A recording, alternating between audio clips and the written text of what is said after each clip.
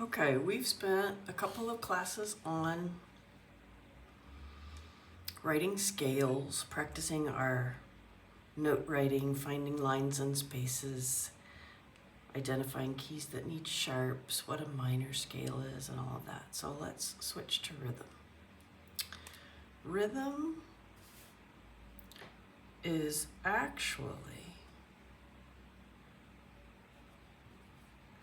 one of the trickier things about writing your own music.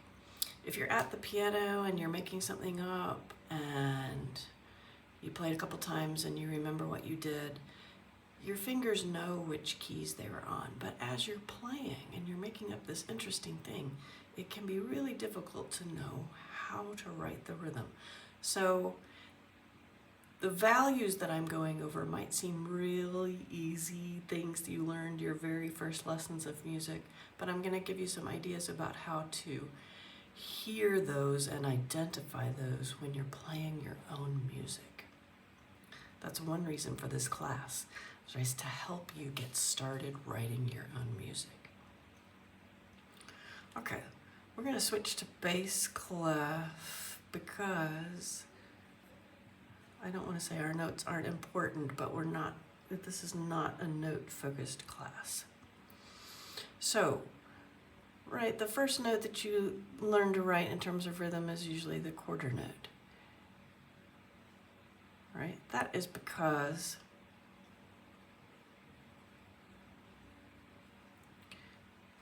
that's the rhythm that we're confronted with all of the time. If you think about walking down the street, step, step, step, step, or tap, tap, tap, tap with your hands.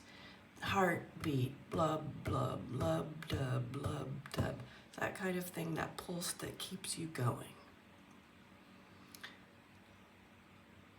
But we also have these other notes, right? We have a whole note that is equal to 4 of these quarter notes, and then we have half notes that are 2 beats each. So each one of these, if we look at this like it's measures, is the same. I'll write it here.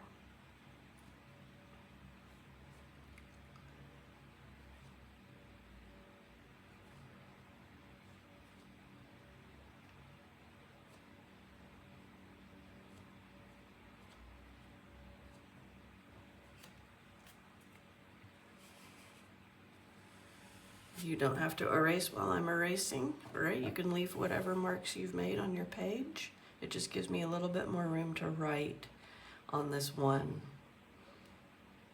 sheet that I have.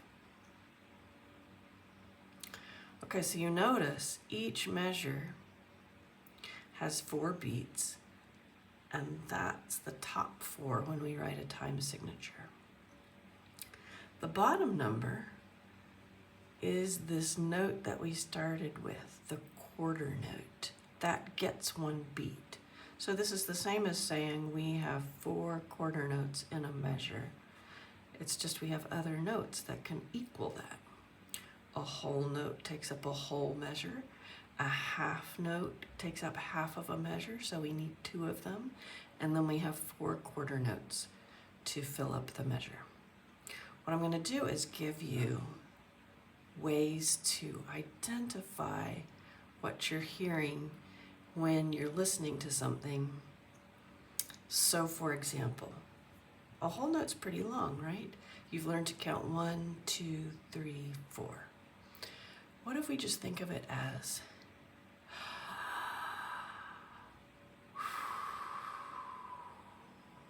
I took a big breath and I let it out. So we have 2 whole notes in a row. Inhale, exhale. I'm not counting, I'm not worried about how many beats, but that's basically how long those notes last. It depends on your tempo, but again, these are just examples. So a half note could be something like, hey, it's not quite as long as a breath, but you want to emphasize it. You want it to be a little bit longer than just a beat. Hey, or woo-hoo, if we want two of them.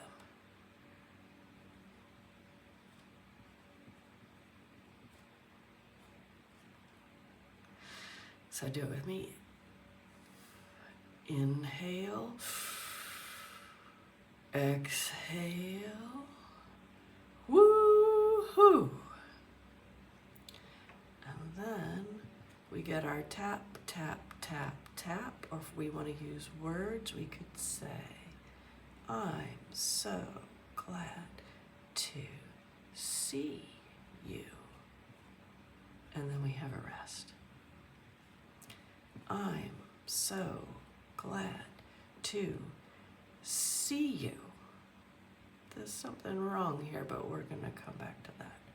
I'm so glad to, I know this looks like there's a G, see you. Now what you may have realized is these are a little bit faster, right? And so that's taking us into the realm of eighth notes. I'm so glad to see you. Huh.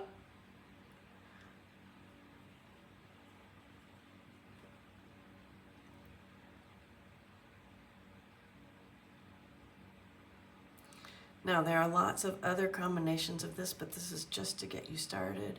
If you hear a note and you know you're kind of holding on to it longer, is it a woo-hoo or is it a full breath exhale?